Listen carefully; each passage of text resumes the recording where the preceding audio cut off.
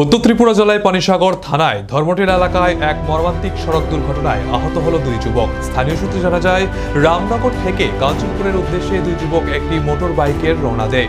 সেই সময় কাঞ্চনপুরের দিক থেকে দ্রুতগতিতে আসা একটি অটো বাইকটিকে সজোরে ধাক্কা মারে বলে অভিযোগ। এই দুর্ঘটনায় গুরুতর আহত হয় বাইকে থাকা দুই যুবক। দুর্ঘটনায় দেখতে পেয়ে স্থানীয় মানুষ তড়িঘড়ি করে পানিসাগর দমকল দপ্তরে খবর দেয়।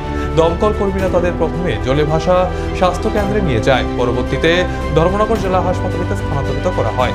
কিন্তু পরে অবস্থার অবনতিতে উন্নত চিকিৎসার জন্য তাদের বহিরাজ্যে নিয়ে যাওয়া হয়, কিন্তু অটো গাড়িটিকে এখনো পর্যন্ত আটক করা সম্ভব হয়নি বলে খবর। তবে পানিসাগর থানায় পুলিশ ঘটনার তদন্ত শুরু করেছে।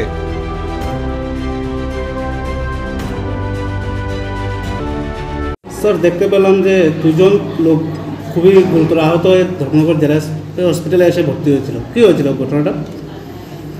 অ্যাকচুয়ালি আজ কাঞ্চনপুর থেকে বাইক অ্যাক্সিডেন্টে দুজন গুরুতর অসুস্থ ব্যক্তি হাসপাতালে আসেন। হ্যাঁ, একজনের তো অবস্থা ভীষণ গুরুতর, ওনার চোখ টোকগুলি সবগুলি ইনজিউর্ড হয়ে গেছে, হাতেও ইনজিউর্ড আছে একজনের।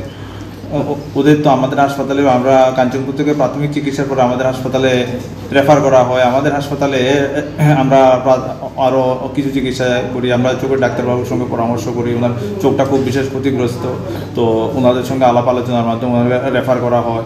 তো ওনারা আগরতলা জীবিতে যেতে ইচ্ছুক না, ওনারা বলছেন শিলচর চলে যাবেন, তো শিলচর চলে গেছেন। ওদের ভিতরে কারোর নাম জানা গেছে? হ্যাঁ, ওদের দুজনের মধ্যে নাম হচ্ছে, একজনের নাম হচ্ছে জিতেন্দ্রনাথ, বয়স 35 বছর, উনি কাঞ্চনপুর শুকনাছড়ার বাসিন্দা। আর একজন হচ্ছেন সঞ্জয় দেবনাথ, 28 বছর, উনি রামনগরের বাসিন্দা।